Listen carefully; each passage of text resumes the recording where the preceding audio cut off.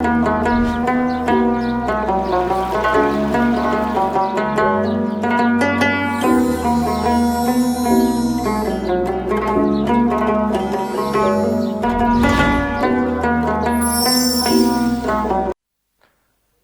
Back ناظرین. تلاوت کلام الہی کے بعد حضور کونین سرور صلی اللہ علیہ وآلہ وسلم کی بارگاہ میں نعت شریف پیش کرنے کے لیے ہمارے ساتھ موجود ہیں محمد ساکی.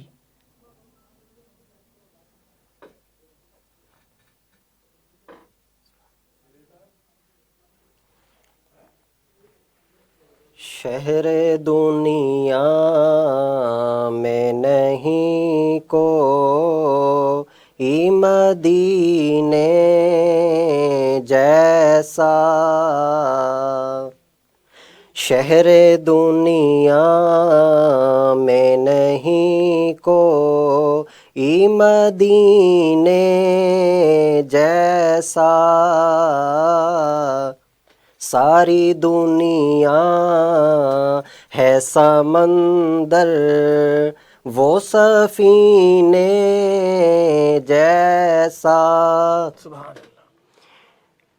میرا دل تڑپ رہا ہے، میرا جل رہا ہے سینہ، کہ دوا وہیں ملے گی مجھے لے چلو مدینہ، میں مریض مصطفیٰ ہوں مجھے چھیڑو نہ طبیبو، میری زندگی جو چاہو مجھے لے چلو مدینہ، شہر دنیا میں نہیں کوئی مدینے جیسا، تیری جالیوں کے نیچے تیری رحمتوں کے سائے، تیری جالیوں کے نیچے تیری رحمتوں کے سائے، جسے دیکھنی ہو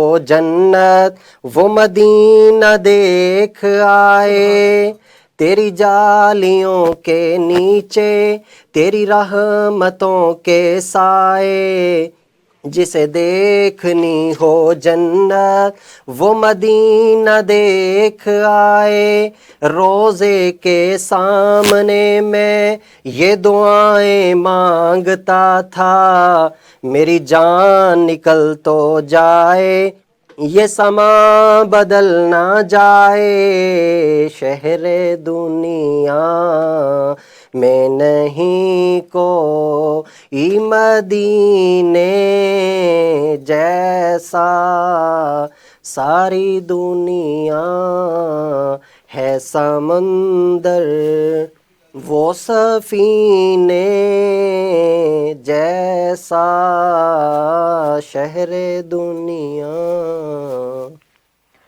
مانگ لو گڑ گڑا کر خدا سے ابھی مغفرت سستی ہے، کہتے ہیں کہ رمضان میں رب کی رحمت برستی ہے. رمضان کے مہینے میں گڑ گڑا کر خدا سے اپنی مغفرت کے لیے دعا کرنی چاہیے کہ اللہ پاک ہمیں اس مہینے کے صدقے، اس مہینے میں ہمارے جو لوگ گزر چکے ہیں، جو اس دنیا فانی سے کوچ کر گئے ہیں، ان کی مغفرت فرمائے. ناظرین، رمضان المبارک کا آج تیسرا روز ہے، اور آج جو حضرت سیدہ فاطمہ الزہرا سلام اللہ کی وصال کا بھی دن ہے. ہمارے ساتھ اس ٹائم مذہبی اسکالر مفتی محمد احمد شہباز صاحب موجود ہیں. ان سے ہم رمضان مبارک کی فضیلت، روزے کی فضیلت کے بارے میں جانیں گے. السلام علیکم مفتی صاحب. وعلیکم السلام ورحمۃ اللہ وبرکاتہ. بسم اللہ الرحمن الرحیم. الحمد للہ الذی لم یتخذ ولدا ولم یکن له شریک فی الملک ولم یکن له ولی من الذل وکبرہ تکبیرا. اللہم صل علی محمد وعلی آل محمد کما صلیت علی ابراہیم وعلی آل ابراہیم انک حمید مجید. اللہم بارک علی محمد وعلی آل محمد کما بارکت علی ابراہیم وعلی آل ابراہیم انک حمید مجید. انسان کے جتنے بھی اعمال و اخلاق ہیں ان سب کا منبع و مصدر روح اور قلب ہے۔ دین اسلام نے ان کی پاکیزگی پہ بہت توجہ دی ہے۔ نبی علیہ الصلوۃ والسلام نے اپنے ارشاد میں فرمایا کہ تمہارے جسم کے اندر ایک خون کا لوتھڑا ہے، اگر وہ درست ہو جائے تو پورا جسم درست، اور اگر وہ لوتھڑا خراب ہو جائے تو پورا جسم خراب ہوتا ہے۔ اللہ رب العزت کے احکامات اور نبی علیہ الصلوۃ والسلام کے فرامین پر عمل کرنے سے انسان کا دل اور روح پاک ہوتی ہے۔ جن احکام سے روح اور دل پاک ہوتا ہے ان میں سے ایک روزہ ہے۔ اللہ رب العزت قرآن پاک میں فرماتے ہیں یا ایھا الذین آمنوا کتب علیکم الصیام کما کتب علی الذین من قبلکم لعلکم تتقون، اے ایمان والو تم پر روزے فرض کیے گئے ہیں جیسا کہ تم سے پہلی امتوں پر فرض کیے گئے تھے۔ روزہ کی عربی صوم ہے اور اس کی جمع صیام ہے۔ شرعی اصطلاح میں روزہ کہتے ہیں صبح صادق سے لے کے غروب آفتاب تک کھانے پینے اور جنسی خواہشات سے اپنے آپ کو روکے رکھنا، یہ روزہ کہلاتا ہے۔ رمضان المبارک کا مہینہ ہے، جیسے ہی رمضان کا مہینہ شروع ہوتا ہے اللہ رب العزت کی رحمت موسلا دھار بارش کی طرح برستی ہے، جنت کے دروازے کھول دیے جاتے ہیں اور جہنم کے دروازے بند کر دیے جاتے ہیں۔ ایک حدیث پاک میں ہے کہ رحمت کے دروازے کھول دیے جاتے ہیں۔ جنت کے 8 دروازے ہیں، ان میں سے ایک دروازے کا نام ریان ہے، جس میں سے صرف روزہ دار ہی جنت میں داخل ہوں گے۔ نبی علیہ الصلوۃ والسلام نے ارشاد فرمایا کہ روزہ کی جزا اللہ رب العزت عطا فرمائیں گے، باقی جتنے بھی اعمال ہیں ان کی جزا مقرر ہے، لیکن روزہ ایک ایسا عمل ہے کہ اس کی جزا اللہ عطا فرمائیں گے، اور اللہ روزے کی جزا اپنی حیثیت کے مطابق عطا فرمائیں گے۔ رمضان کا مہینہ ہے، اس کی قدر کرنی چاہیے۔ نبی علیہ الصلوۃ والسلام کی وہ حدیث جسے صحابہ نے نقل کیا کہ آپ ممبر پر چڑھنے لگے تو آپ نے پہلی سیڑھی پہ بھی آمین کہا، دوسری پہ بھی آمین کہا، اور تیسری سیڑھی پہ بھی آپ نے آمین کہا۔ صحابہ رضوان اللہ علیہم اجمعین نے پوچھا یا رسول اللہ صلی اللہ علیہ وسلم یہ عمل آج سے پہلے نہیں ہوا، اس عمل کی وجہ؟ تو آپ نے فرمایا کہ جب میں ممبر پہ چڑھنے لگا تو جبریل میرے پاس آئے، انہوں نے 3 دعائیں کی اور میں نے 3 دعاؤں پہ آمین کہا۔ جبریل نے کہا کہ ہلاک ہو جائے، تباہ ہو جائے، برباد ہو جائے وہ شخص جس کی زندگی میں رمضان آئے اور وہ اللہ کو راضی کر کے جنت حاصل نہ کر لے۔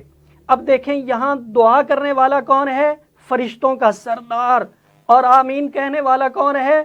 نبیوں کا سردار۔ سبحان اللہ۔ وہ نبی جس کے متعلق یہ فرمایا کہ نظام کائنات غلط ہو سکتا ہے مگر حضور علیہ الصلوۃ والسلام کی زبان اطہر سے نکلی ہوئی بات جھوٹی نہیں ہو کیا سکتی۔ بات ہے، ماشاءاللہ۔ انہوں نے فرمایا کہ ہلاک ہو جائے، تباہ ہو جائے، برباد ہو جائے، آمین حضور نے کہا اس دعا پہ۔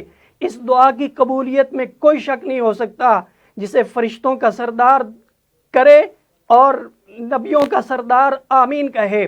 تو رمضان المبارک کا مہینہ جس کی زندگی میں آئے اللہ ہر ایک کو نصیب کرے، اور وہ رمضان کے روزے نہ رکھے، وہ تراویح نہ پڑھے، وہ قرآن پاک کی تلاوت نہ کرے، وہ استغفار کر کے اللہ کو راضی نہ کرے، تو اس کی ہلاکت میں کوئی شک و شبہ نہیں ہے۔ رمضان کا مہینہ اللہ نے دیا ہے، اس کی قدر کرنی چاہیے، روزہ رکھنا چاہیے، تراویح پڑھنی چاہیے، قرآن پاک کی تلاوت کثرت سے کرنی چاہیے، استغفار کثرت سے کرنا چاہیے۔ رمضان رمض سے ہے اور اس کا معنی ہے جلانا۔ رمضان گناہوں کو جلا دیتا ہے اور ایمان کو جلا دیتا ہے۔ اس لیے عام حالات میں بھی اگر کوئی بندہ اللہ سے معافی مانگتا ہے تو اللہ اسے معاف کرتے ہیں۔ رمضان کے مہینے میں تو ہے ہی اللہ بندوں کو معاف کرتے، رمضان کا مہینہ ہے ہی بندوں کی بخشش کا ایک بہانہ۔ اللہ رب العزت نے بندوں کو بخشنے کے لیے یہ رمضان کا مہینہ ہمیں عطا فرمایا ہے، تو اس میں کثرت سے اللہ کی عبادت کی جائے، نوافل کا اہتمام کیا جائے۔ ایک چھوٹی سی بریک لیتے ہیں، بریک کے بعد ہمارے ساتھ موجود ہوں گے خصوصی مہمان سردار محمد اشرف خان سرگارہ صاحب۔ جڑے رہیے، باعث نیوز کی خصوصی ٹرانسمیشن نعمت رمضان۔ ہے.